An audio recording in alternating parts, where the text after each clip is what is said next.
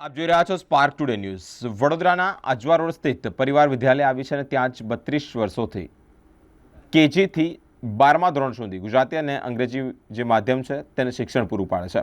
1800થી વધુ વિદ્યાર્થીઓને સંસ્કારનું સાચું એક શિક્ષણ પૂરું પાડે છે।